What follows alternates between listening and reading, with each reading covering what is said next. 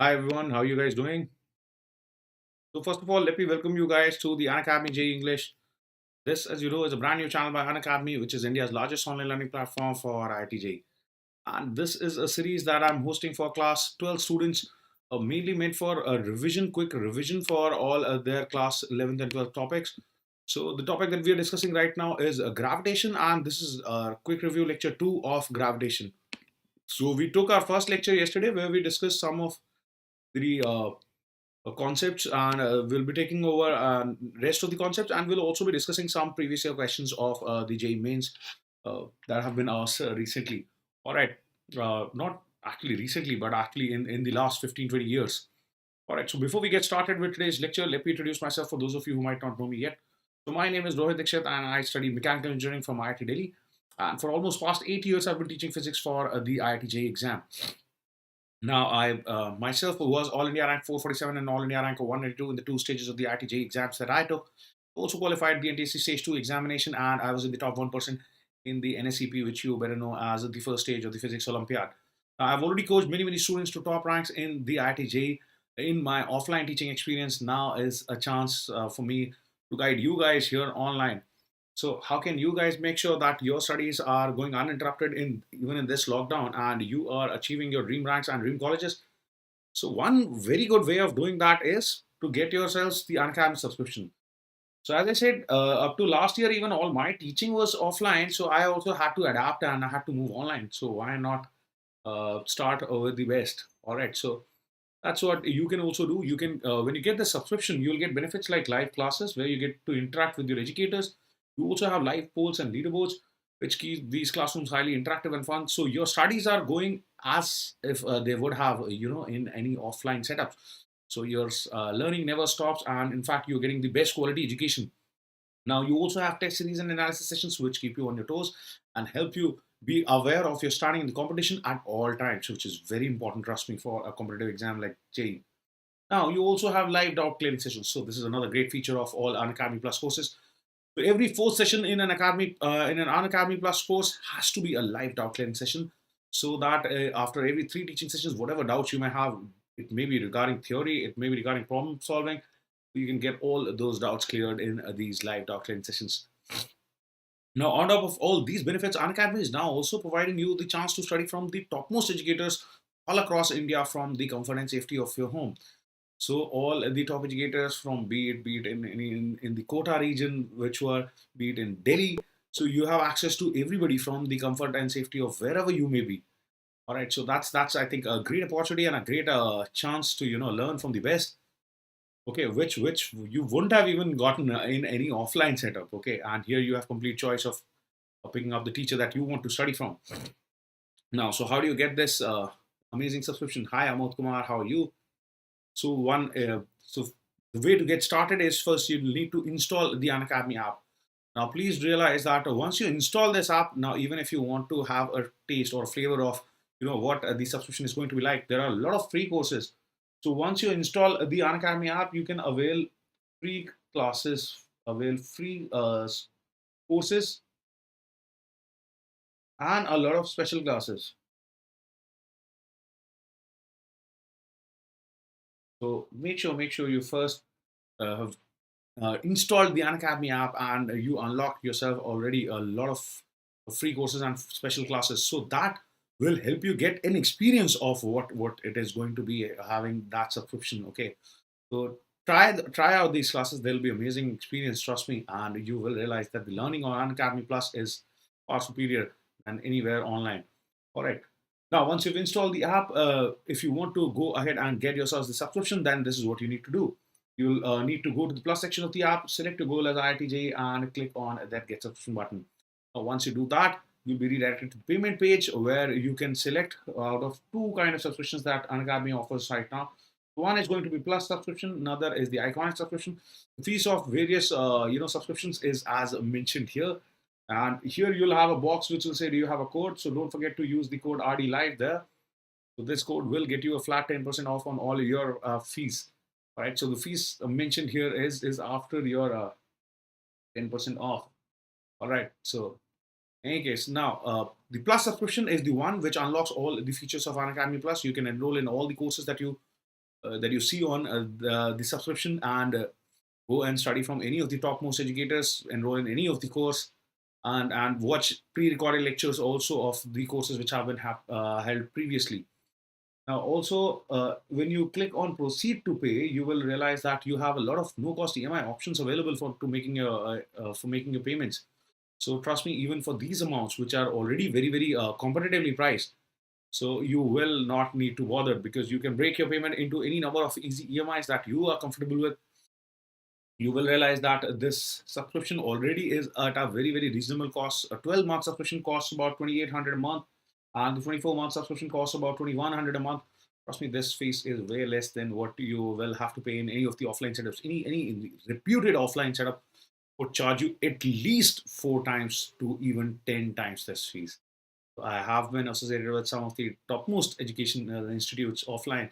I know the kind of fees that students have to pay. So here you have a great opportunity at getting the same quality education from the same top educators at a very competitive price, and that too from the convenience of your home.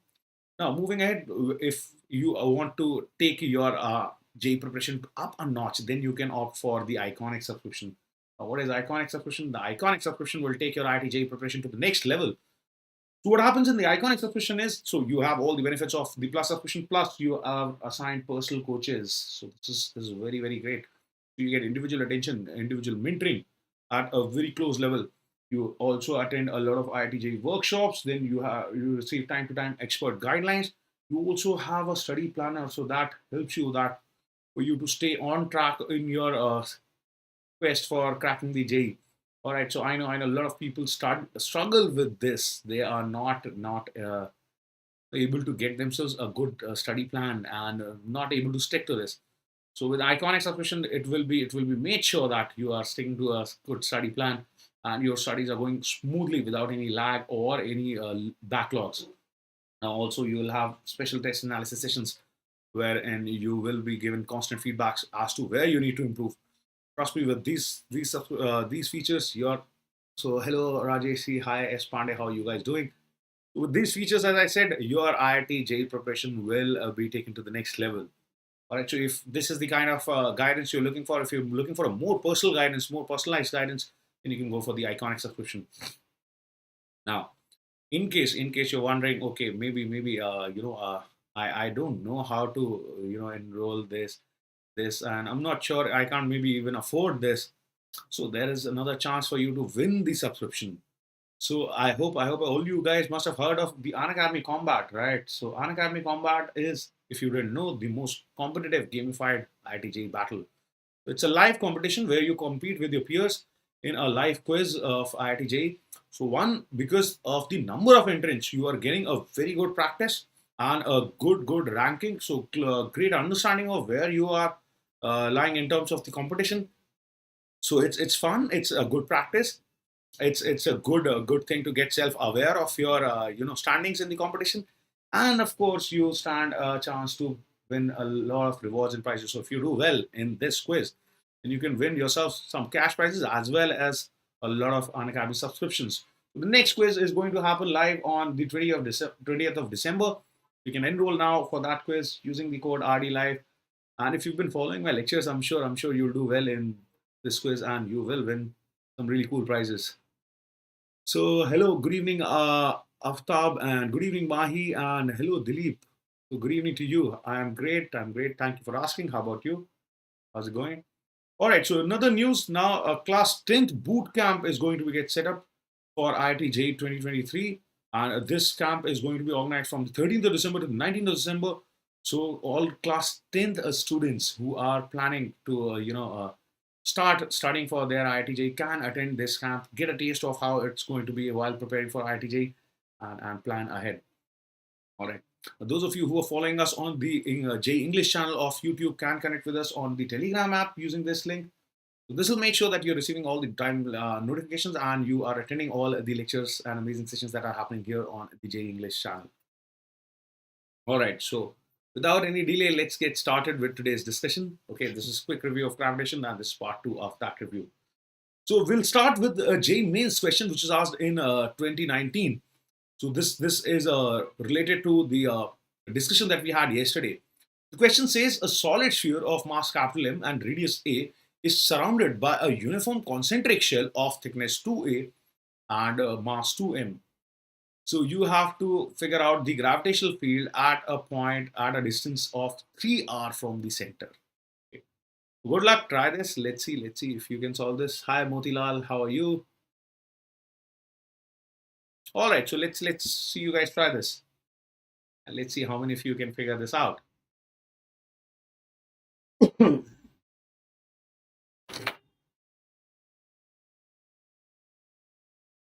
So let's give it a try.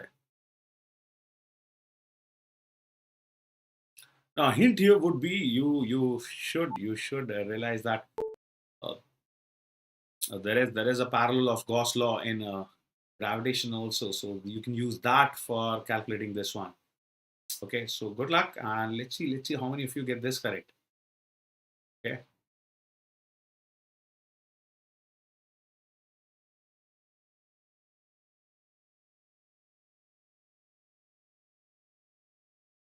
let's see some answers quickly.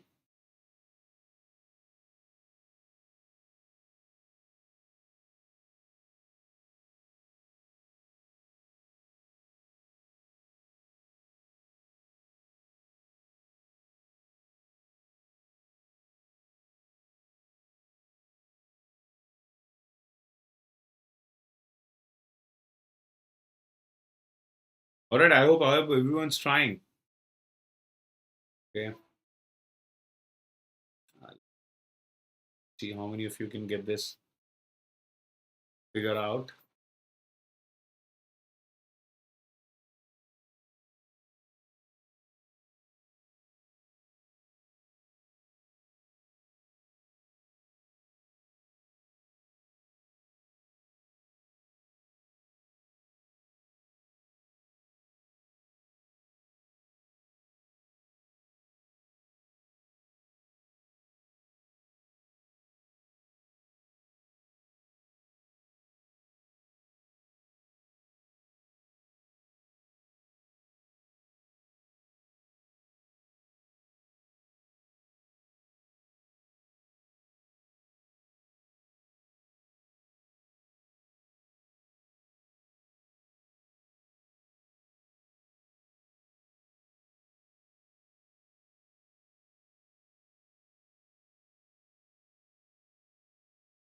Okay, so Dilip says A. Okay, okay, that might be correct. Hmm. Let's wait for some other answers, and then let's try this out. Okay. Hmm. So I actually don't really remember, but I think it could be something like A or B. I think it has to be either one of these. Okay. All right. So how about anyone else? Has anyone else been able to figure it out?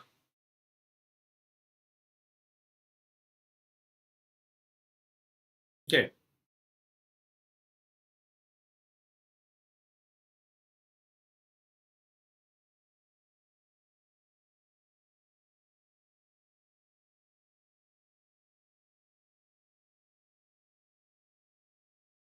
All right. Why don't we just go and give it a go? So I already know a solid sphere of mass m and radius a is surrounded by a uniform concentric shell of thickness 2a and mass 2m. Let's see what that means. That just implies that you had a solid sphere like this, and let's assume this has a radius a, this has a radius a and mass of m. And then you have another one surrounding this. Now that guy has a thickness of 2a. Please remember, thickness is 2a. Okay, so thickness of that is 2a. So this would be 2a, and the mass of this would be 2m. All right. Now you have been asked to find the gravitational field at a distance of 3a from the center. So what is this? Gravitational field at the distance 3a, which means at a point on the surface of this. So okay, you realize you are outside all the shells, right? So you can think of this as made up of a lot of shells, concentric shells. and you are at a point which lies just outside all the shells. So all the shells will behave like a point mass at the center, correct? Okay, so what is the total mass? The total mass is 3m. Okay, the total mass is 3m. So I can say since the point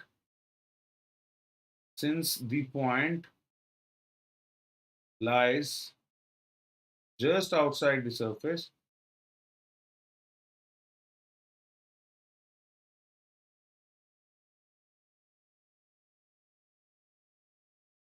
all shells, this can be broken into a lot of shells, right? Concentric shells. You can think of it made up of a lot of concentric shells. All shells behave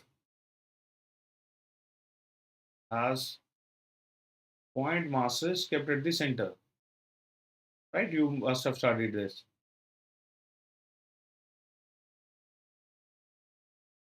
I hope everybody remembers that.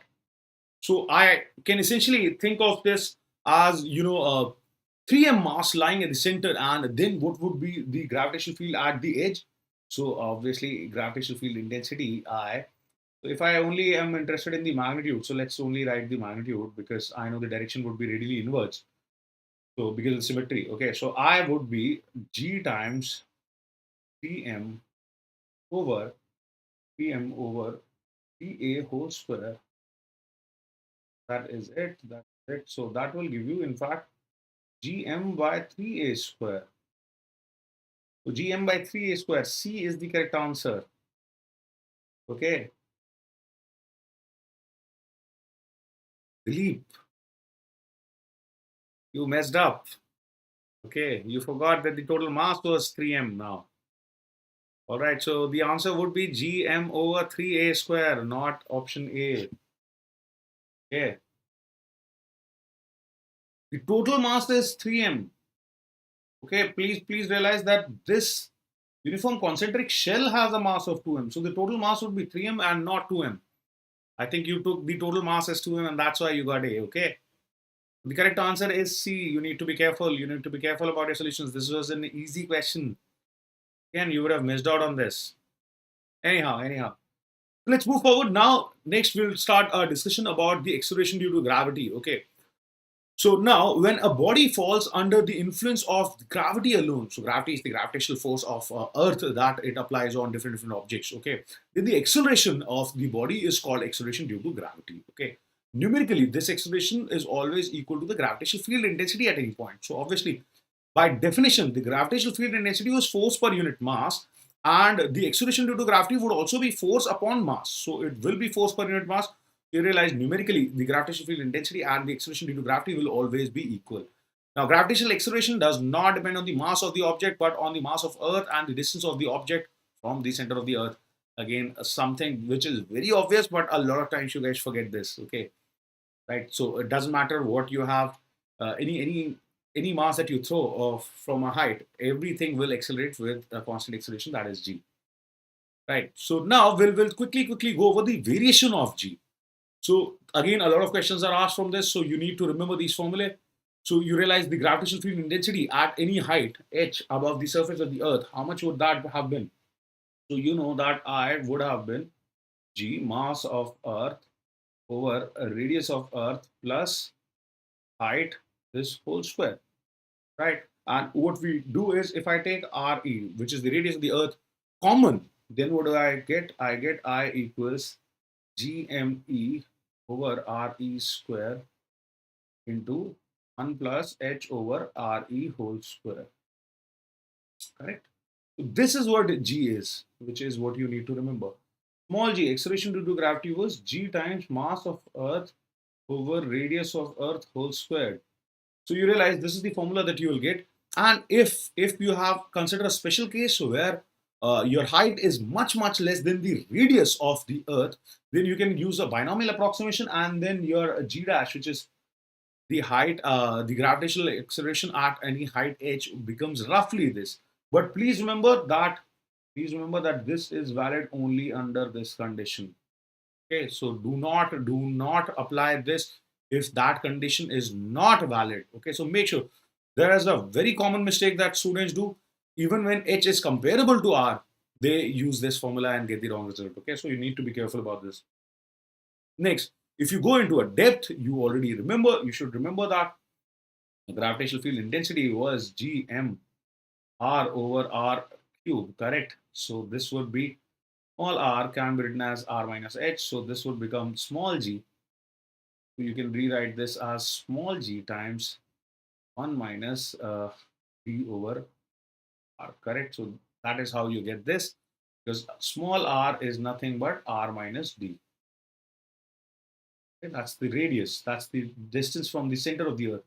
That'll be r minus d, right? So when you substitute that here, you would have gotten this formula. Now please note that this has no assumptions. So this formula is valid for all values of d, okay? So at the center of the earth, when d equals actually r, the gravitational acceleration would be 0. So hi Nikhil, how are you? Welcome. So what class are you in, Nikhil? What class are you in? And Dilip, if I may ask. So you guys seem new. I haven't seen you before in my classes. So both you guys are JEE 2021 aspirants. Are you? Okay. Let's see. Moving on. Then you also have a variation of G due to the shape of the Earth. You guys know that Earth is not a perfect sphere. In fact, it's slightly bulged at the equators. So the radius or the average distance from the center is greater at the equator than at the poles. Because of that, G at equator is always less than G at poles. So at poles, you have the highest value of G, which is the acceleration due to gravity. Sorry, it is the lowest value of G. I don't know that. Oh, no, I was right. So the highest value of G would be at the poles, and the lowest value would be equator, and the value of G will increase as you move from the equator to the poles. Good evening, Shivam. How are you? All right. So please remember that this is due to the shape of the Earth. Now you have also another effect due to rotation of the Earth. Okay. So due to rotation of the Earth, every thing, object on the surface feels a centrifugal force, right? हाँ मैंने DPP check करवा ली क्या नहीं यार DPP I did not get a chance to do that but in case you have any doubts about us, if there were any typing errors, then you can discuss that in the class itself, no? Because right now the issue is that all of us are working from home, so it's a little hard for me to get hold of the guy who types my dpps. Okay, तो मैं बाकी DPP कर सकता हूँ क्या? आप check करके बताओगे? नहीं नहीं, you can do it. See, only there may be maybe one or two errors in terms of typing, maybe. Okay, that's because yeah, the guy who's typing may make errors sometimes, may miss some things, but there won't be more. There won't be more than one or two in a sheet. Okay, so don't worry about it. Don't worry about it. You can go and solve all the sheets. Okay, sure. You can do that. Definitely, Shivam. You can come to that doubt clearing class. Okay, and any doubts that you feel, you can bring them there. Okay, we'll discuss that. All right, so as I was saying, so everything on the surface would feel a centrifugal force radially outwards, which would be omega square times r, and because of that, the effective value of G decreases, okay, due to the centrifugal force. Now, the effective value of G becomes G minus r times omega square times cos square phi, where phi is the angle or the latitude where you are, and of course, r is the radius of the Earth, and omega is the angular velocity with which the Earth is rotating. Okay. Now, the effective value of G is not truly vertical. That is one way of saying, but we only bother about this component of G. We do generally ignore this component of G. Okay. So it is only the vertical component of G that is like this. So this is the one which is directed towards the center. The actual value will not be directed towards this exact center because of the component of the centrifugal force. Okay, you will realize in this picture that the actual value, effective value of G would in fact act at a slightly different direction. Okay. Now, the effect of centrifugal force due to rotation of the Earth is to reduce the effective value of G, and due to its effect, the minimum value of G will be at the equator, and the maximum value would be at poles. You realize at poles, the centrifugal force felt would be 0. The centrifugal force felt would be maximum and completely radially outwards. at the equator. So that is why, again, due to this fact also, G is minimum at the equator and it is maximum at the poles. Okay. So a lot of questions have been asked from this. So this formula is important. You should remember this.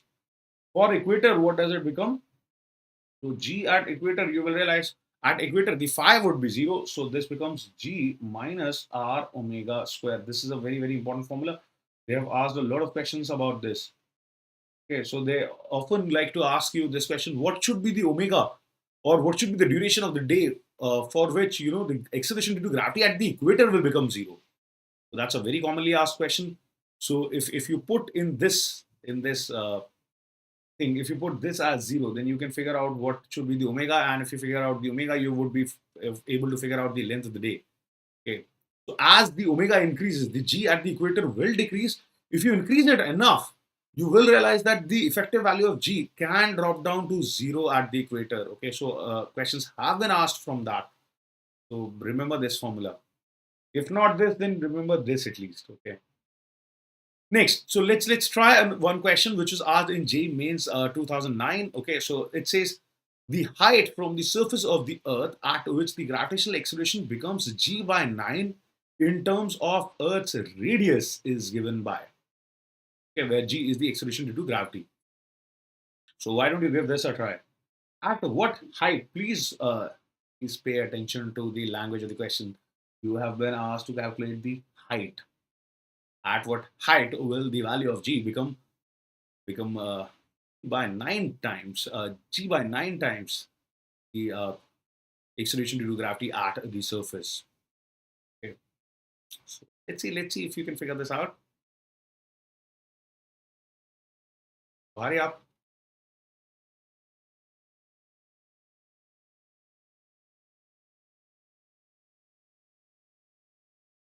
So try this quickly. You should remember the formula of G that we discussed above at a certain height. Now, please remember that here because the value of G is dropping significantly, so H must be comparable to R. That you can figure out from your options also. You can figure that out from your options also, right? R by root 2, R by 2. All the options are comparable to the radius of the Earth. So do not use the approximation formula.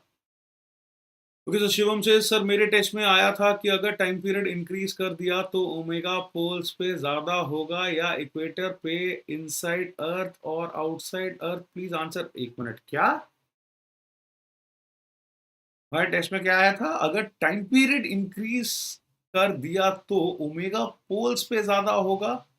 Okay, time period किसका increase कर रहे हैं और omega किसका बोल रहे हैं? पहले you need to be a little more specific about your question, Shivam.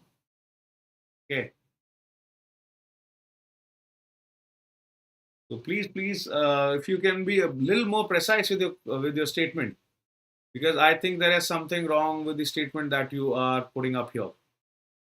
Okay, so just recheck the statement and make sure that you're asking me the right thing. Okay, if you don't ask me the right thing, how can I give you the answer? So can you rewrite the entire statement once? And in the meanwhile, I would like the rest of you to try this. Okay. Okay, just in case you forgot, this was the formula that you're supposed to use. This. Okay. Now, if you see this formula, then this should be easy to solve. Okay.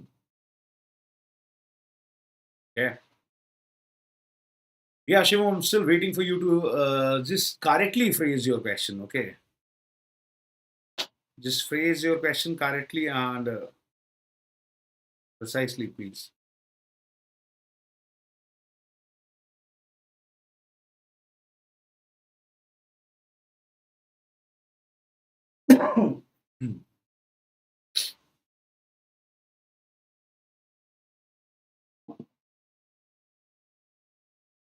All right. This is a very, very easy question. I don't know why you guys are taking so much of time. Okay. I am honestly, I don't have. मैं plus पे picture भेज दूंगा आज। हाँ, do that, that'll be better. That will always be better. So trust me. Whenever my students ask a doubt, I always ask them to get me a printed copy. Because I know most of the times in maybe in rephrasing also students can change the statements. Okay, and that makes it difficult for us teachers to answer. If we don't get the correct question, it is difficult to give you the correct answer. Do that. That will always be better. So that is another feature of Unacademy Plus, by the way. In Unacademy Plus, today I have a doubt clearing session, so where Shivam is going to ask us doubt, and there you can click pictures and upload them for your doubts. So that's a great feature. I think that's something that you can't do on YouTube. Okay, you can't ask me your doubts. So you may have doubts from any book. In Unacademy Plus, all you need to do is just click a picture of the doubt and upload it in your doubt class. That's about it. That's all it takes to get your doubts sorted. Okay, all right.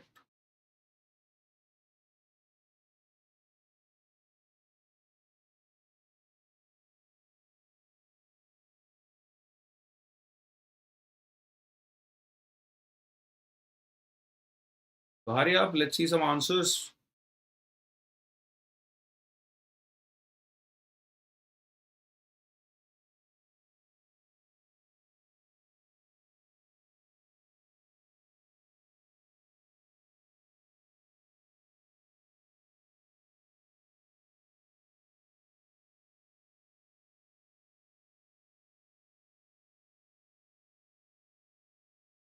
2 hours. So AP says 2 hours. Easy steps. Okay. Yeah. That I think should be fine. Yeah, AP. I think I agree with you. I think that seems correct. This is very, very simple. Those of you who paid attention to the formula, this is G dash is equal to G over 1 plus H over R whole square, correct? You've been told that G dash is G over 9, so that will tell you that 1 plus H over R equals 3, which implies H over R equals 2 or H equals 2R. So that is it. So finally, that's what I was thinking. Such an easy question. I didn't realize why you guys are taking such long. Okay, so yes. H equals 2R is the correct option. Well done, AP. Okay. All right. So let's move on to the next question. Now let's try another question. This question was asked in JEE Mains 2005. Okay. Yes, Tanya. Absolutely correct. D is the correct answer. All right. All right, next, let's move on to the next question then. And this says the change in gravitational field. This was asked in JEE Mains 2005. Okay, so the change in gravitational field acceleration g at a height h is same as at a depth d from the surface of the earth when d and both are small. Please note d and h both are small in comparison to the radius of the earth. So pay attention to your language. So which one of the following is correct? Which one of the following is correct? This should be simple. This should be simple. Hmm.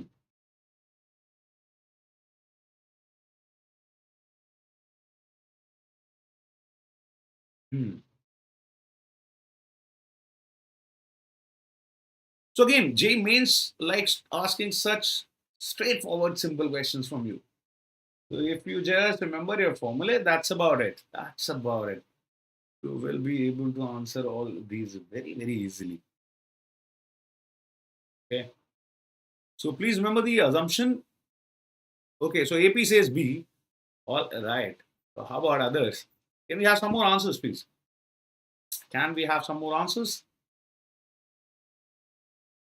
So all you need to do is remember both the formulae for small values of G and H. Okay. And then it will be super simple, very straightforward. Okay. If you remember, G at H was G times 1 minus 2H over R. Right? For H much less than R. How about G at depth D? That was G times 1 minus D over R. Again, all you need to remember is these formulae. Sir, did you mix gravitation and fluids? Okay, so no, I did not mix gravitation and fluids. This question has got absolutely nothing to do with fluids. Okay, this is all gravitation. So I did not mix gravitational fluids. The thing is that today we are supposed to wrap up gravitation, and tomorrow we are supposed to start fluids. We're just taking one topic after another, right? Thoughts, guy.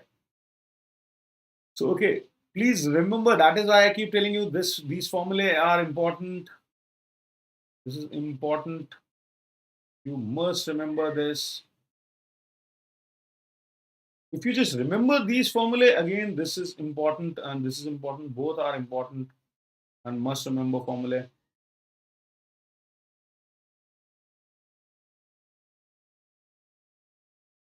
All you need to do is remember these formulae. If you remember these formulae, then okay, what does the thumbnail say?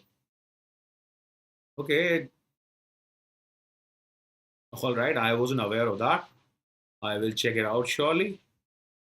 See, fluid is supposed to be my next lecture. My next lecture is supposed to be fluid. So maybe there are two thumbnails. Did you pay attention? I don't know. Well, the thumbnail says gravitation quick review 2 only. There is nothing wrong. Maybe you are mixing it up. It became gravitational fluid? No, it just says quick revision gravitation.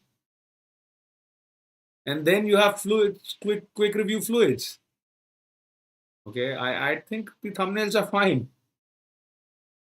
Okay, come on, shorts guy. So now what has been asked of you? What has been asked of you? Please note that you've been told that the change in gravitational acceleration, the change in gravitational acceleration is the same. So what is the change in gravitational acceleration? Delta GH change is 2h over r times g, right? This is the change. Okay, it changed by this factor, and delta g at a depth d is dr over g, right? Now you've been told that both these changes are equal. Okay, so I have been told that 2hg over r is equal to g d d over r. So obviously you can cancel out these terms. So you do get a g equals to h. So d equals to h. That is d equals 2h. In fact, you are getting. So that is option. Okay. Oh, all right. I understand the confusion. This also says B. All right. So yeah, it is supposed to be D, by the way. AP. Yeah, I understand. That's why you said B, probably because there are two options that say B. Okay. So this is supposed to be D, and this would be the correct answer. All right. Okay. Okay. Absolutely, Dizzy. Absolutely. So that would be D instead of B. All right. No worries, guys. No worries. Just happens sometimes. All right. Next, let's quickly talk about. So you realize that questions are super easy. All you need to do is remember your basic formula, and that is it. You'll be able to crack most of the problems of JEE Mains. Okay. Gravitation especially is a very easy chapter, and in any case, you don't have too many questions. Gravitation asked because its theory is so similar to electrostatics that most of the questions would covered in electrostatic. But even those that are asked in gravitation are super simple. Just pay attention to your formula. That's about it. You'll be easily able to solve these. Now, next, let's talk about gravitational potential and gravitational energy. Okay. So we realize that since the force of gravity is a conservative force, you realize I'm not going to prove that. You'll just have to. I am assuming that you know that already, that the gravitational force is a conservative force, so it will have a potential energy function associated with it. So I hope you remember that we associate a potential energy function with every kind of a conservative force. Now, due to the attractive nature of the force, the gravitational potential energy is always negative, and it is zero at a reference point, which is usually taken to be at infinity. Okay. Now, please note that let's make a quick note of that here. PE for attractive forces is always negative,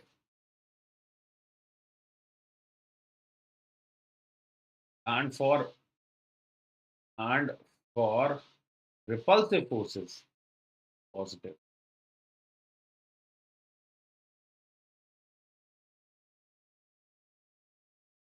Here I wanted to write is that is not here. Okay. So obviously the maximum value of the gravitational potential energy is taken to be zero, which is at a reference point, which we usually choose at infinity. At any other point, the gravitational potential energy is always negative. Now, to find the gravitational potential energy, a gravitational potential function can also be defined, and usually this is defined as the gravitational potential energy per unit mass at any given point. Now, again, the reference point is for zero potential is usually taken to be at infinity. Okay. Next, what is gravitational potential energy? The gravitational potential energy of a system of 2 point masses of masses m1 and m2 kept at a distance r is given by this. Okay, I hope you remember. This is how you would have calculated the gravitational potential energy of interaction between 2 point masses kept at a distance r. This is a scalar quantity, of course, and it is negative. Negative implies that both are attracting each other. Okay, then it can also be defined as the amount of work in keeping one mass fixed and bringing the second mass slowly from infinity to a distance r. So imagine you fixed one mass m1 and then m2 you took at infinity, and from infinity you are slowly bringing it to a given distance r. So whatever is the work required to do that, that will be stored in form of the potential energy here. Right? So this is another way of defining it. The numerically the formula would come out to be the same. U would be equal to minus times g m1 m2 over r. Okay. Now, potential energy of interaction for a system of n masses. So instead of two, if you had n different masses kept together, then the general formula would be 1 minus 1 by 2 summation of I and j g of mi mj over rij. Okay, so what you do is essentially, let me just tell you, this also tells you that potential energy also follows the principle of superposition. So if you had n objects, okay, like this. So if you have to find the interaction potential energy of this system, so assuming that different masses were m1, m2, m3, and so on, m4, and so on. So the formula for potential energy would have been that U would have been minus 1 by 2 G of m1, m2 over r12 plus G of m1, m3 over r13 and so on. Then you would have had G of m2, m1 over r12 plus G of m2, m3 over r3 and so on. So you could have taken pairs of masses, calculated the interaction energies of all the pairs, you would have added them together, and then you would have divided that by half, because you realize when you're taking these pairs, this kind of term will get repeated twice. So when you're writing interaction energy of 1 with 2 and then 2 with 1, so this term is taken twice, that's why there is this half. Okay, so this is the general formula which you can easily use to calculate everything. Okay, so Nakul says, sir, I am okay. So Dilip says, sir, in how many days can we crack JEE? Please answer. How many days? So Dilip, it usually varies. Cracking JEE is maybe may have very different definitions for different people. So some people these days start studying or preparing for JEE since they're class 6th. Okay, most of the students start preparing from class 9th, and still a huge chunk of students start preparing in class 11th. So usually that's the time that people spend in preparing for JEE. Okay, so there is no fixed number. Again, as I said, it all depends on individual, and also depends on the kind of rank that you're looking at.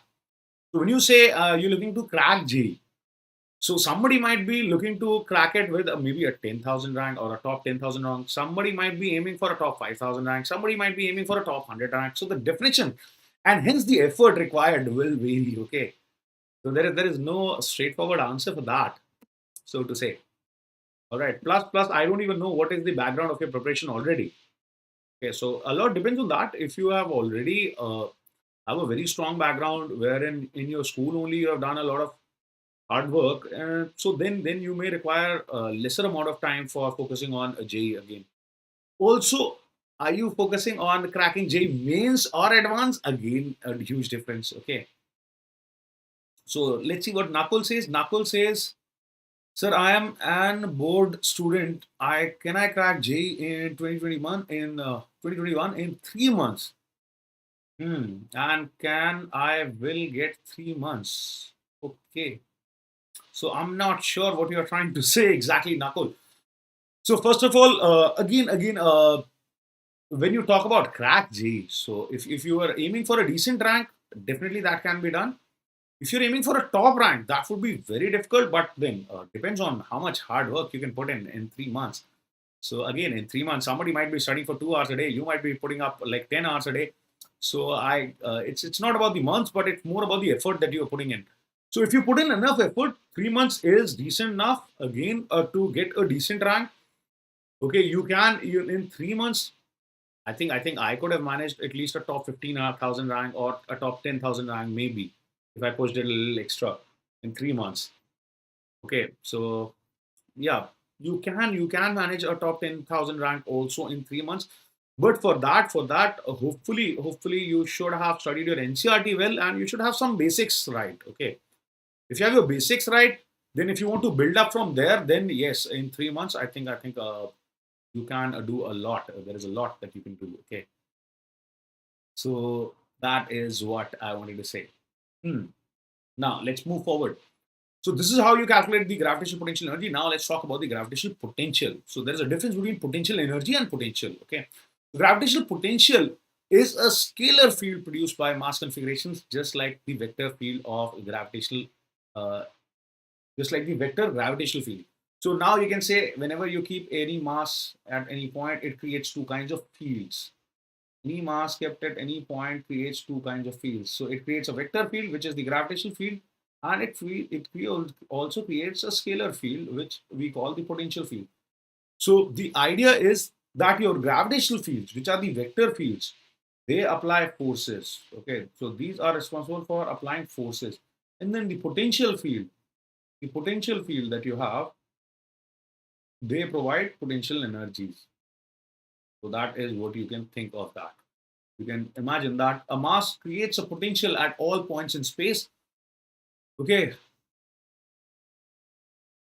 of course, anytime, man. All right, so you can say that just like gravitational field is produced by masses, masses also produce gravitational potentials, and the role of these potentials is to give something that interacts with this potential field some potential energy. Okay, now the gravitational potential at any point is defined as the work required to slowly bring a unit mass from infinity to the given point. I hope you realize that we just talked about this, that gravitational potential energy was the amount of work required to bring some mass from infinity to a given point. Now, gravitational potential is defined as the work required to bring a unit mass. So, gravitational potential can be understood as the gravitational potential energy per unit mass that body is acquiring. Okay, so that is again what gravitational potential is measuring. Just like your field is measuring the force per unit mass, gravitational potential is measuring the potential energy per unit mass. Okay. Now this is of course a scalar quantity. These SI units would be joules per kg. And again, you have to define a reference point. Whenever you talk about potential energy, you define a reference point. So similarly, for defining a potential also, you need a reference point. So in this definition, the definition that I've used here, the potential has been defined to be as zero at infinity. Okay. Again, this is a reference point that you decide. This is as a matter of convention. The potential is assigned a zero value at infinity. But in a particular situation, you are free to assign any other position zero value also to the potential. It won't really matter. Okay. This is just the standard that we follow. All right, now let's take a quick look over the potential due to various mass distributions. So, potential due to a single point mass, of course, we realize that the potential energy, you realize that potential energy was minus GMM over R. So, per unit mass, the potential due to M would be U by M. So, V due to M can be defined as U over M. The potential energy that small m receives due to M, capital M, per unit mass. Okay, so that is what you have here. Due to a single point mass, the potential is again with a minus sign. So yeah, minus sign would be there in the potential energy. Okay, so the potential expression for potential becomes minus Gm over R. Now, similarly, the gravitational potential due to a system of charges. Now, potential being a scalar can be added. So all you need to do is find the potentials due to individual masses and then simply add them together to find the total potential. The total potential due to a lot of collection of masses can be obtained as just the sum of the potentials produced by the individual masses. Very, very simple. Now, for continuous mass distributions, of course, you will need to integrate that term. For continuous mass distributions, the potential would be GdM over R integral. Okay, so that would be the potential due to a continuous mass distribution. Again, so let's talk about the gravitational potential due to a spherical shell of mass m and radius r. So there's a shell of mass m and radius r. So you realize for a point where r is greater than capital R, so the field created by such a mass distribution is exactly the same as the field created by a point mass, right? So the work done in bringing something from infinity to a given point here would be exactly the same. So that's why you get the same expression for potential for any point outside the shell. Now, how about inside the shell? So once you require some amount of work in bringing some mass here, so let's say I'm bringing mass m, and till the surface, the work required was W. Then you will realize inside, because there is no gravitational field, inside anywhere, the work required would be zero. So the entire region inside the shell would be equipotential and will have a constant potential of this value, whatever is the potential at the surface. Okay. Again, this is very simple. This is just for your revision. I'm not going to go into too many details about this. Similarly, potential due to various mass distributions, if we talk about a solid sphere, then outside the solid sphere, it will behave like a point mass. It would create the same potential. Inside, however, you get a very complicated equation, which is minus gm over 2r cube times 3r square minus r square. So this is very, very important. Note, you must remember this. Very, very important. Again, if you take and check the previous year questions that IIT JEE Advanced has asked, Advanced likes this formula a lot. Every time they have asked a question on potential or potential energy, they have asked a question regarding this formula, okay, relating to this formula. So important. Must remember, especially for advanced.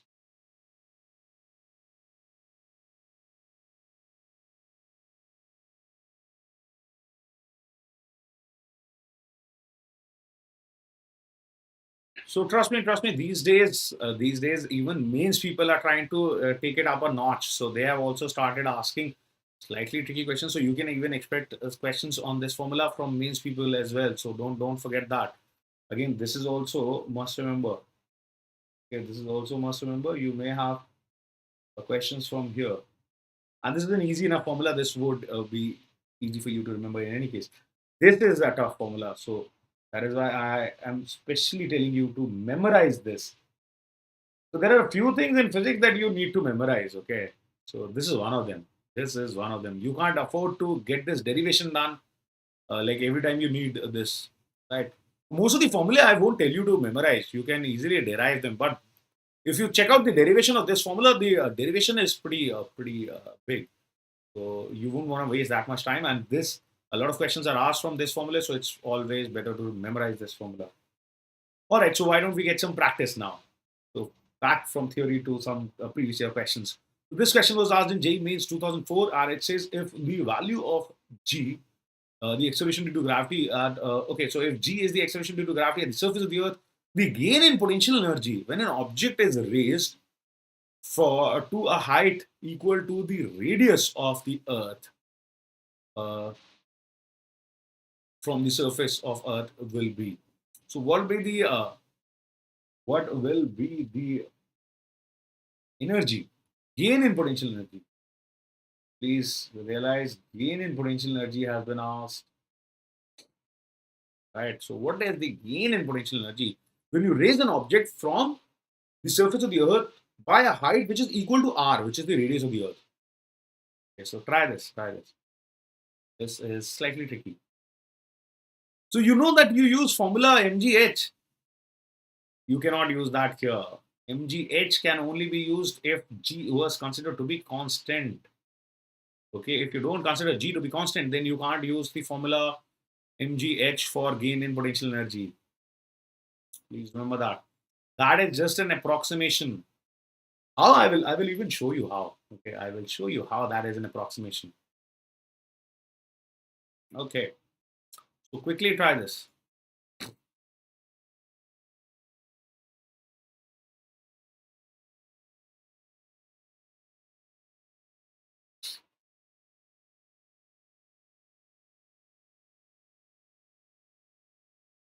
So let's see if you guys can figure this out. Again, let this be D. Let this be D.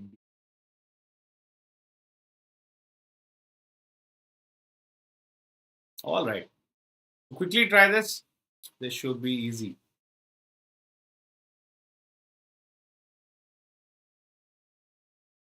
Hurry up, people. It's an easy one. Let's quickly see some correct answers.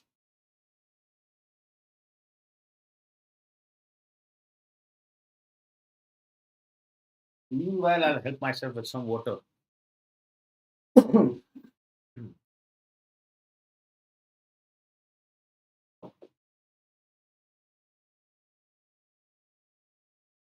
Okay, so Tanya is trying. So please remember, do not use MGH here. Do not use MGH here. They asked you this question to confuse you because you're so used to you applying the formula MGH that you will definitely land up at the wrong option, which is there by the way. West Pandey says B. Okay, let's see how about others. I hope nobody is thinking of D. That is definitely wrong. That is definitely going to be wrong.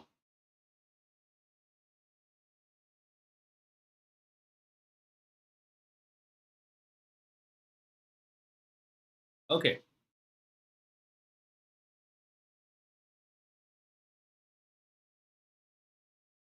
so if okay, so Tanya is also saying B, and I think B is correct in fact. Let's just quickly see. So when a body was at the surface, so energy at the surface, what would that have been? That would have been minus G mass of Earth, mass of body over radius of Earth. Correct. At a height h, h equals R, potential energy would have been minus G, minus G mass of Earth into mass of the object over 2 times R. Right? That would have been the distance from the center. So if you realize delta U, which is the gain in potential energy, that would have been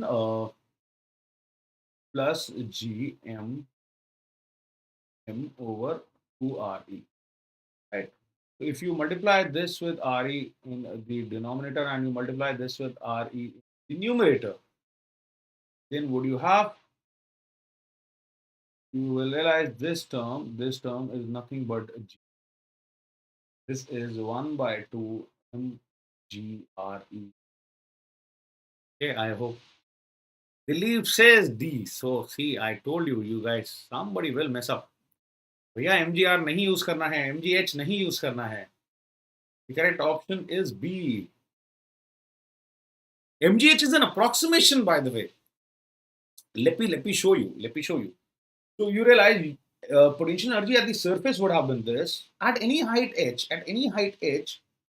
you at a height h, how much would that be? That would have been minus G M over RE plus H, correct? So if you wanted to find delta U would have been G M times 1 by R minus 1 by R plus H, correct? So if you perform this now, then you will get G M E M over R times R plus H and H here. Now the idea is नहीं भैया initial energy equals final energy क्यों change in energy पूछा है change in energy पूछा है ना so you need to find the energy at the surface then energy at the height and then find the difference that is the gain in potential energy. Now you realize the gain in potential energy is coming out to be this. Now here if you use approximation if h is much less than r then what you do is then you can say r plus h is approximately r only, right? If you do that, then you will realize delta U, the gain in potential energy, becomes GME mH over R square. And this was G. So then, yes, it does come out to be MGH. So MGH is only going to be valid under this situation if your height is much, much, much less than R. Okay. Here, what is the height? Height was equal to the radius of the Earth. So you can't apply MGH formula. Okay. Please remember that MGH is actually coming as an approximation under the condition that H is much, much, much less than R. So that R plus H is roughly equal to H only. So you realize the radius of the Earth is 6,400 kilometers, right? So I think you can use that formula up to a couple of kilometers. I think you can ignore up to 1/100. We usually ignore up to 1:100 ratio. We usually ignore up to a few kilometers. You can ignore that, and you can keep using the formula MGH, which is what practically the case would be. Practically, usually you won't be even raising something up to a 1 kilometer height also of the surface of the Earth. Practically, whatever height you raise things to will be negligible compared to the radius of the Earth. So practically, yes, MGH is used, but MGH is an approximation. You need to remember that in the question. You cannot use that. Okay, the leap. I hope you got that. All right, let's take a look at another question. Then this question was asked in JEE Mains 2011. This says two bodies of mass m and 4m are kept at a distance r from each other. The gravitational potential at sorry at a point on the line joining them where gravitational field is zero will be the gravitational potential at a point where the gravitational field due to them is zero. Find it out. Let's see if you can figure this out.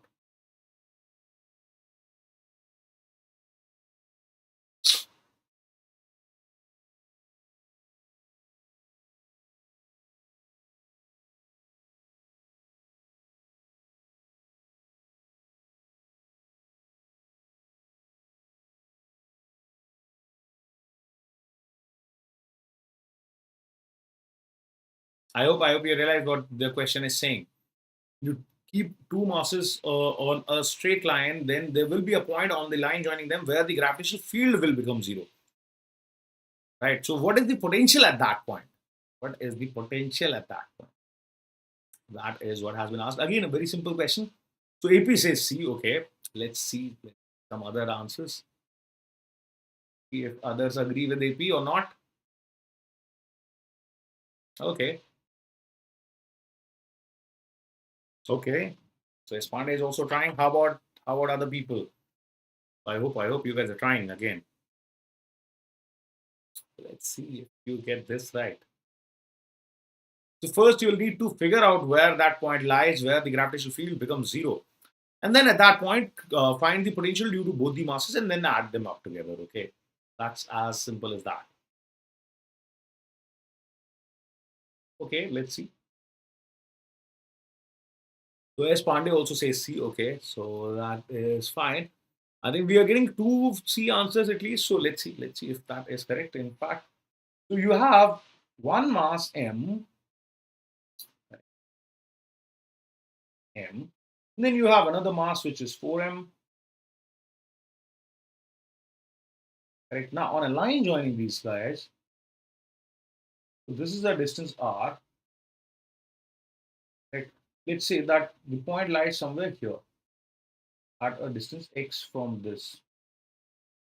So at this point, if the gravitational field is zero, okay, so the leap is doing okay. So I'll wait for the leap. Okay. So let me just complete the figure at least. So what will happen is, see that both the guys would create opposite directions of gravitational fields. If they create equal magnitudes of gravitational fields, then the net gravitational field at this point would be zero. Okay. So yes, that is how you find this point. Once you find this point, then it should be easy. Finding the potential due to both the masses should be easy. Okay, so first you need to figure out what x is. Once you figure out x, then it should be. So Dilip says B. Okay, let's see. So I know. If this is some point P, give this a name P. So I can say if I net at P equals 0. So can I say I at P due to M should be equal to I at P due to 4M. The directions obviously would be opposite. Both of the masses would try to attract, have gravitational field lines towards each other. Okay, if the magnitudes are equal, they will cancel each other out. So I can say that G small m over x square, that is the gravitational field due to small m, should be equal to G into 4m over r minus x whole square. Correct. This will be the gravitational field produced by 4m mass. Correct. So if I cancel these out, what am I getting? I am getting r minus x equals 2x. Correct. So I took the square root, then I cross multiplied. So this is what I'm getting. So the answer of x, the value of x that I'm getting is r over 3. So the point P lies at a distance r over 3 from M, and hence obviously its distance from this would be 2r over 3. All right. Now gravitational potential at P due to M, how much will that be? That will be minus G M over r over 3. Correct. So that is minus 3gm over r. Similarly, gravitational potential at P due to 4m, that would be minus G times 4m over 2r over 3. Correct. So you will realize this will become minus 6gm over r. So once you add these two potentials, so take 1 kg mass at middle. Okay, no, no. The net force on that would not be 0, no? Net force on that would not be 0. Believe. Even if I take 1 kg mass at middle, you realize at the middle, the 4m mass would be able to pull it with a higher force, right? Read the question. The question says where the gravitational field is 0. So if the gravitational field is 0, you should place 1 kg mass at a point where it should not feel any force, right? So that point will come out at this point P, which is at a distance of r by 3 from x and 2r by 3 from 4m. Okay. Now, once you find the potentials at point P due to both these and you add them, so what is the net potential? Net potential would be this plus this. So this is minus 3 gm by r, and that is minus 6 gm by r. The sum would be minus 9 gm over r. Okay, believe. So C is the correct answer, not B. देखो क्या गड़बड़ कर रहे थे. Okay, you realize, no? So good, good, good. Okay, so that point cannot be at the middle. In fact, it has to be closer to small m. You will realize that because small m due to its smaller mass will want that mass to be closer so that it can apply a force which is equal to the force applied by 4m. Okay. All right.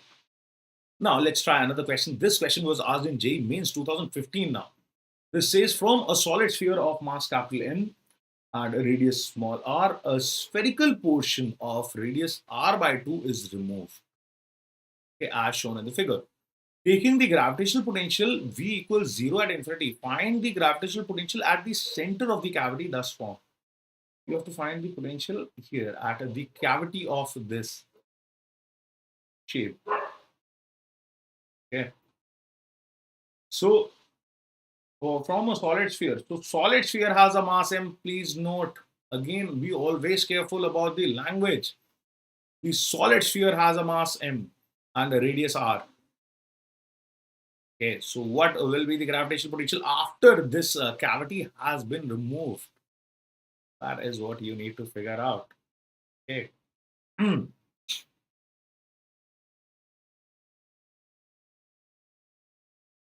Let's see. Let's see if you can figure this out. Again, this is why I told you you must remember that formula. See, means people have also started asking questions about that formula of potential inside a solid sphere. Okay. So when you are preparing for your mains, make sure you have all your formulae memorized properly. Okay. In case you forgot. Let me show you that formula once more. This was the formula of potential inside a solid sphere. Okay, you'll have to use this. It is minus gm over 2r cubed times 3r square minus r square. Okay, so remember this formula. You will have to use this. Okay. Now let's see if you can figure this out. If you remember this formula, then still you have to do a lot to get the answer here.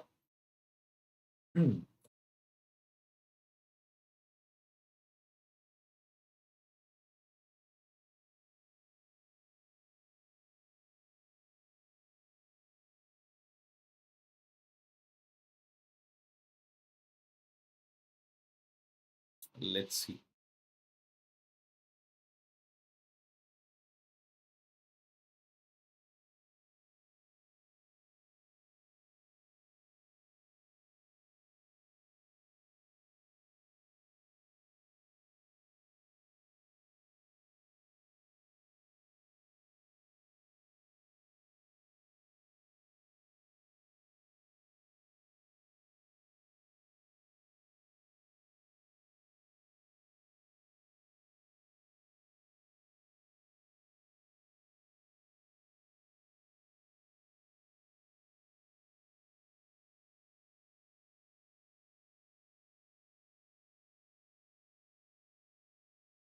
So hurry up, give me some answers.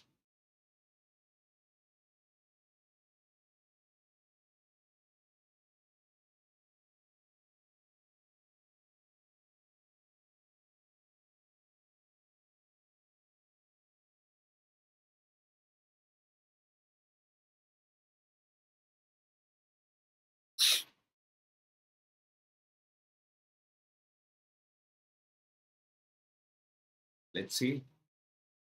Anyone?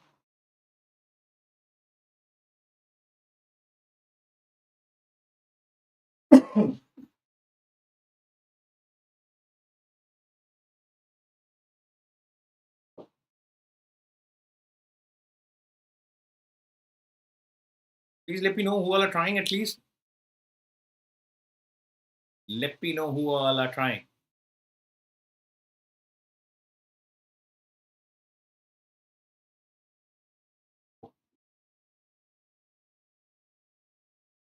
All right, let's get this quickly. Come on, people.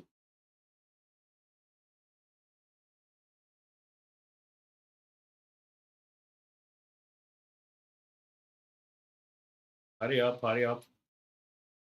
Pretty standard question, by the way. If you're preparing for mains, you should have solved such questions. Okay.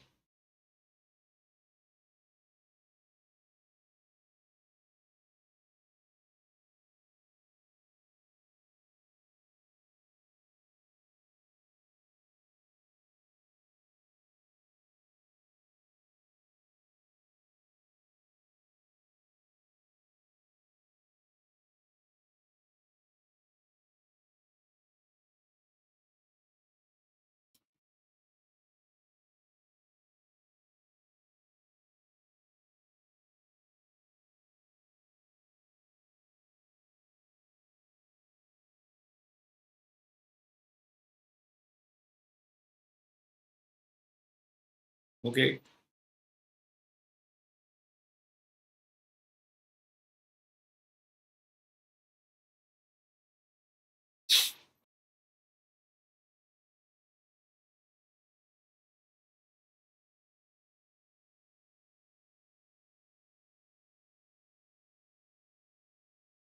So I hope you must have at least seen such questions in your electrostatics. No,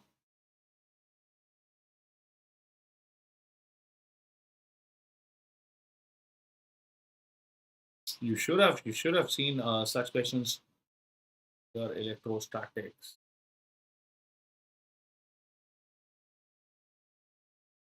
So try and remember that, and let's see if you can figure this out. So Dilip says B. Is it for this question?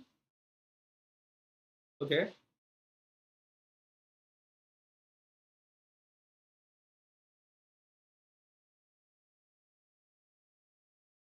All right, so I don't know why you guys are taking so much time with this one. This is not that difficult. Not that difficult at all, guys. Okay. So AP says D. Okay. All right. Now I don't really remember the answer to this, so we'll have to let's see. So what you want to do is that if you think that there was a solid sphere, okay, so you realize you can just consider this spheres, one of radius r having mass m, which has been told to you. Okay. From a solid sphere of mass m and radius r, a spherical portion of radius r by 2 has been removed. So r by 2 radius would have a volume which would be 1/8, right? So if this guy had half the radius, the volume would be 1/8 because volume is 4 by 3 pi r cube. So if this guy has a mass m, this guy would have a mass of m by 8. Okay. So first let's try and figure out the potential due to this one. So let's say that this is one sphere, this is another sphere, and let's try and calculate the potentials due to both these spheres. And then if I subtract them, if I subtract these two, then I would get the potential due to the cavity, right? In the cavity. So at a distance r by 2, at a distance r by 2, and here at the center, right? Let's say the potential created by this is V1 and potential created by this is V2. So can I say what is the value of V1? The value of V1 would be minus G m over 3r square, okay, 2r square, 2r cube in fact, times 3r square minus small r square, correct? That is going to be V1. The potential created by the larger solid sphere.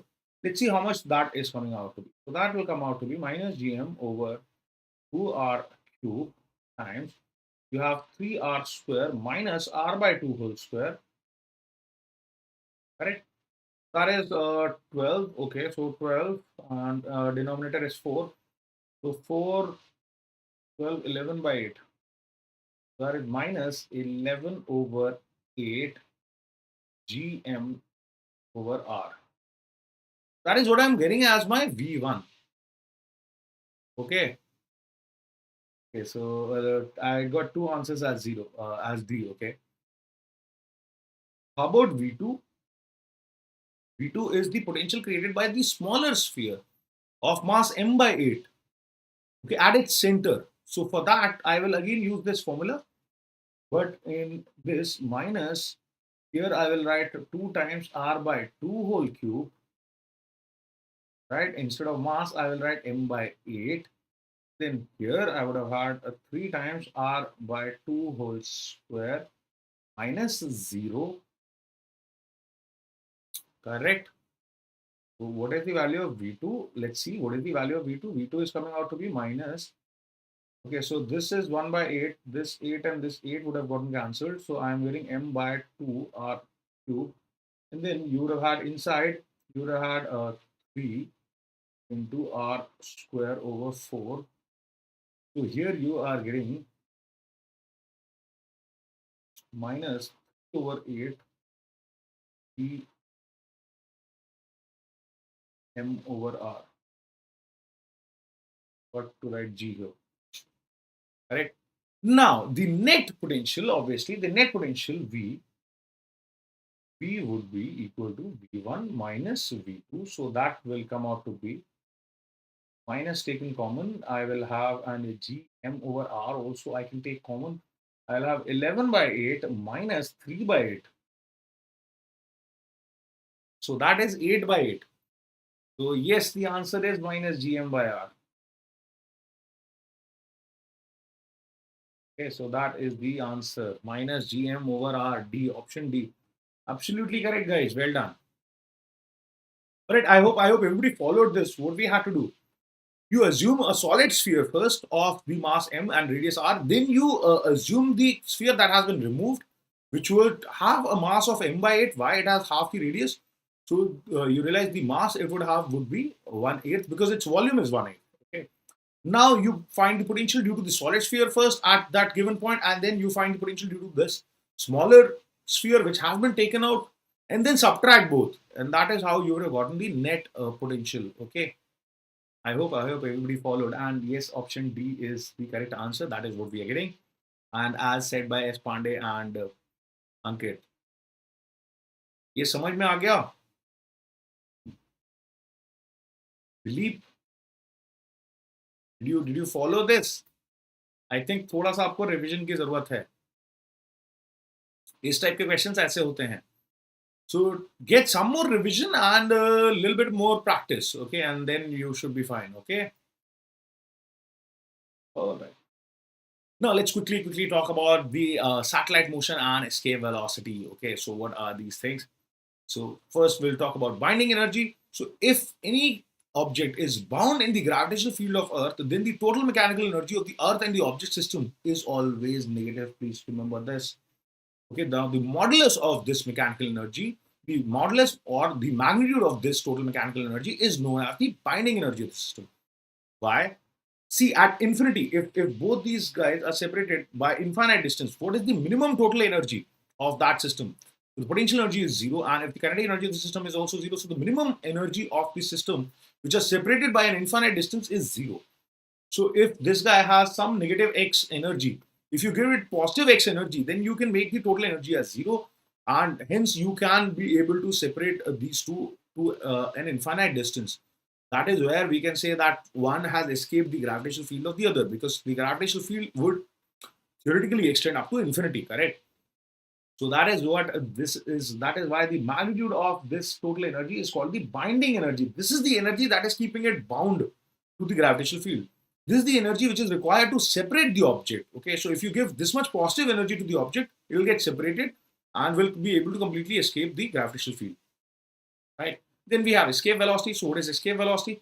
If any particle kept on the surface of the Earth is given a kinetic energy which is equal to its binding energy at the surface, then we can say that the velocity which is required to make sure the kinetic energy is enough and is equal to the binding energy, that velocity is called the escape velocity. If you give it a certain velocity, then it will gain certain kinetic energy, and with that kinetic energy, it will be able to escape the gravitational field. Okay. Now, the escape velocity for any object placed on the surface of the Earth is given like this. Now, please note that this would be true for any kind of planet, even sun or anything that you are talking about. The escape velocity of any planet would have been g times 2 root 2 g times capital G times mass of that planet over radius of that planet. Okay, for if you put the values for Earth, then you get the escape velocity at Earth, and it can also be written as root 2 times the gr, where g would be acceleration due to gravity at the surface and r would be the radius. Again, for Earth, the value, as I hope you all know, should comes out to around 11.2 kilometer per second. Okay. Now you can also calculate the escape velocities of other planets, like has been asked in this question. So this question was asked in JEE Mains 2008, and it says a planet in distant solar system is 10 times more massive than Earth, and its radius is 1/10 that of Earth. Now, given that the escape velocity, if the escape velocity from the surface of the Earth is 11 kilometers, what would be the escape velocity from the surface of the planet? Okay, so this should be very simple. Okay, so quickly try this and give me your answers. Okay,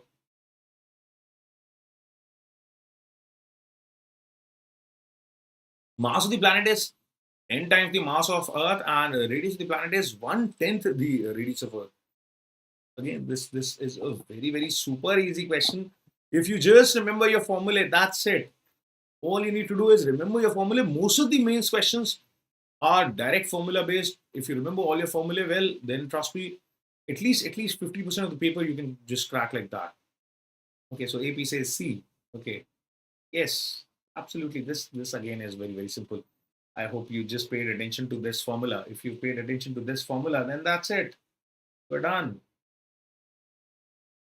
Okay, escape velocity is 2 times root g m over r. That's it. So I know. 11 is 2 root 2 g of mass of Earth over radius of Earth. Right? I have to find v. V would be equal to root of 2 g mass of planet over radius of planet. Right now, I've been told that the radius of planet is 1/10 the radius of Earth, and mass of the planet is 10 times the mass of the Earth. What does that give me? That gives me that this is 2 times g times 10 times mass of Earth over r of Earth by 10. This is root of 100 into 2 g per r. So obviously, this will be 10 times the escape velocity at Earth, which is 11. So this is 110 kilometer per second will be the right answer. Absolutely, guys. Yeah, pretty straightforward question. So C is the correct answer to this. Okay. All you need to do is just remember your formula, put your values in the formula, and that's it. You're done. All right. Another very interesting thing was black holes. Okay, so what is a black hole? So whenever any celestial body is so massive and dense that the escape velocity at the surface of that object becomes more than even the speed of light, and then that would eventually mean that even light cannot escape from such a celestial object. Now that celestial object is called a black hole. Nothing can escape from them, and they cannot be seen by any means. Okay, so we know very less about black holes, and they are very hot topic of research since their discovery. So this is what you will see eventually. This is the picture of a black hole surrounded by stars. So you see a lot of chunk of stars, and suddenly you see a blank space. And the way to identify that there is a black hole here is that these guys would be all rotating about this. All these stars would be rotating about this. If you see a bunch of stars rotating about a dark, uh, dark region, then you know there has to be a black hole. It's the gravity of that black hole that is causing all these stars around it to rotate about it. I hope you know that our Milky Way, our entire Milky Way. Okay, so this is we have a spiral kind of a galaxy, right? That our entire spiral galaxy is rotating about its center, and there is a huge black hole at the center of our Milky Way, our galaxy. Okay, so the entire galaxy rotates about that, in fact, including us, including our solar system. Okay. Now, there is a point which is called the event horizon. Event horizon is the boundary after which the escape velocity becomes greater than less than c. So you realize if you as you go to higher and higher distances from the center of a planet, you realize the escape velocity, the surface was given by that escape velocity at any height h. What will that be? Let's just quickly write that. So escape velocity at any height h, that would have been root of g over r plus, right? How do you do that? At any height h, the gravitational potential energy should be equal to, oh, I forgot a 2. So you need to, the gravitational potential energy would be minus gmm over r plus h, and this should be equal to the kinetic energy required to escape, right? So escape velocity at any height h would be this, right? So you realize as you move away from the center, the escape velocity would in fact reduce.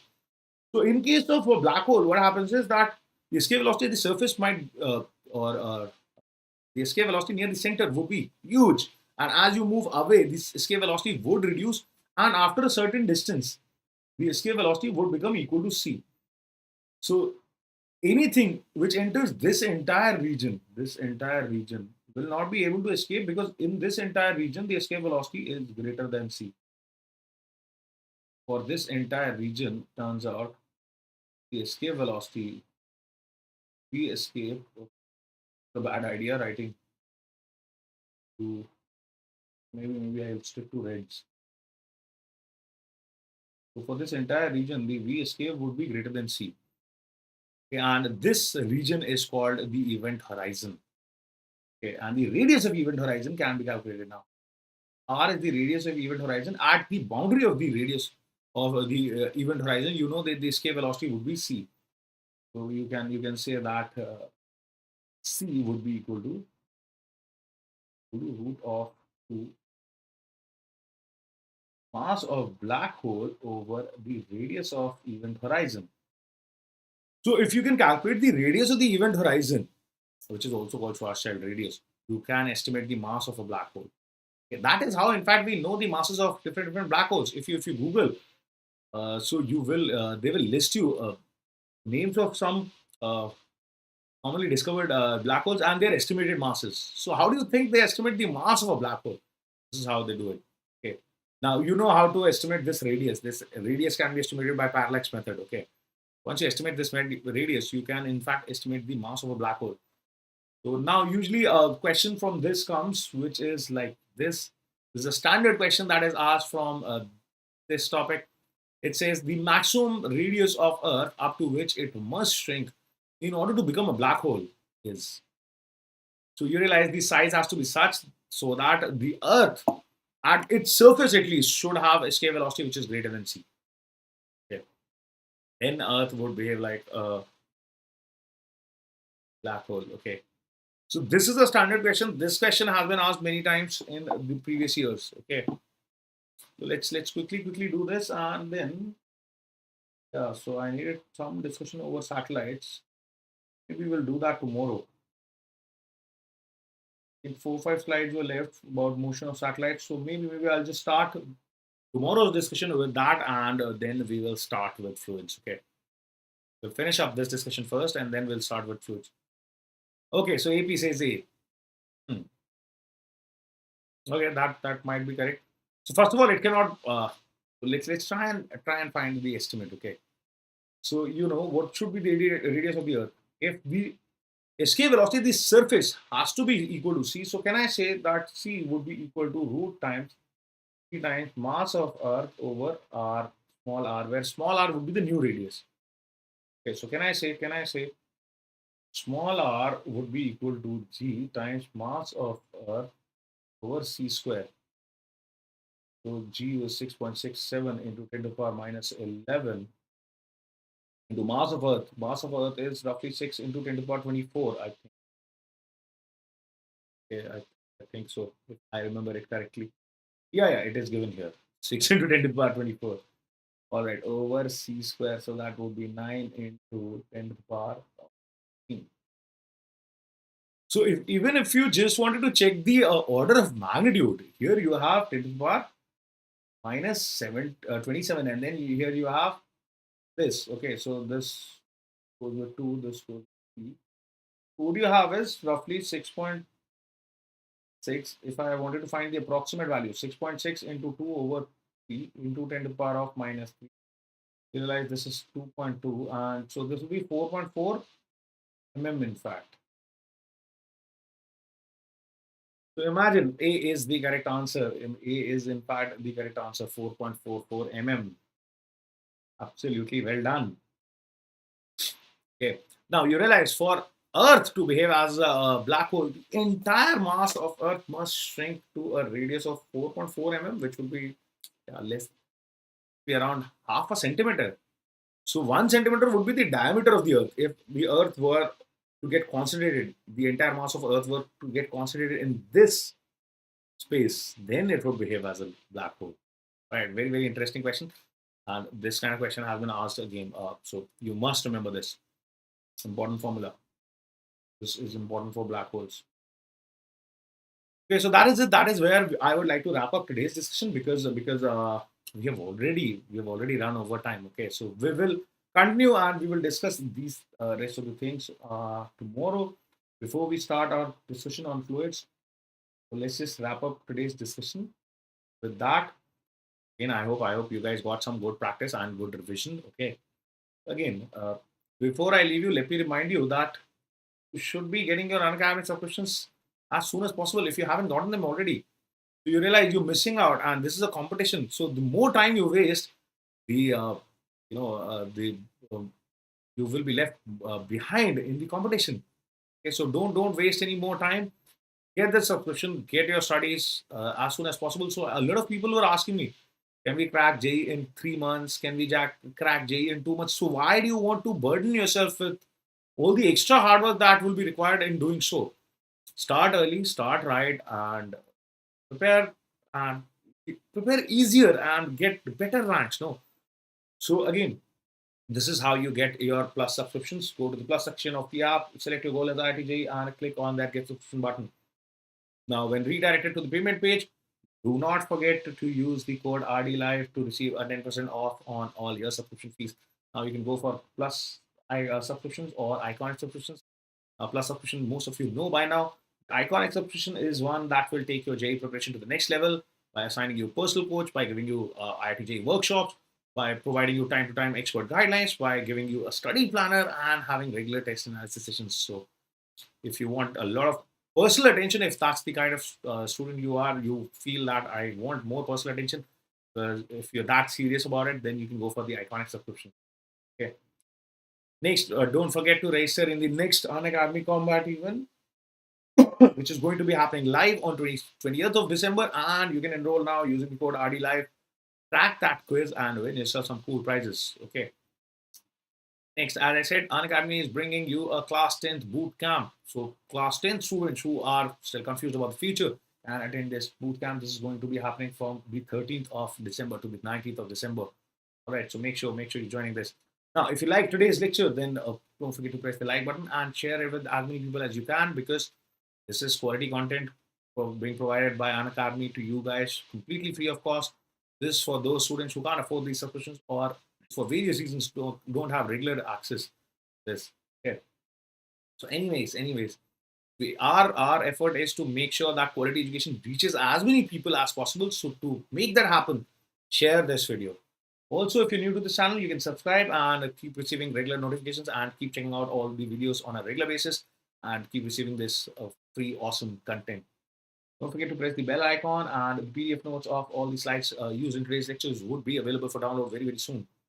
Now, if you are following us on the JEE English channel, then you can also connect with us on the Telegram app using this link to keep on receiving regular notifications of all the lectures and schedules of all the sessions happening here. And for example, today we have a special session at 8:30, right? Every Saturday we have this special session. Today at 8:30, you have the Pathfinder and Olympiad discussion. Okay, so make sure you're joining me then. Okay. Pathfinder session today at 8:30. All right. Again, before I take your leave, let me remind you one last time. This is my code RD Live. So whenever you're planning to get your Unacademy subscriptions, which should be as soon as possible. By the way, there is no time to waste in preparation of such a competitive exam like JEE.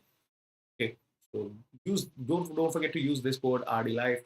Get yourself a cool 10% off, and you can join my courses on Academy Plus. That's it for today.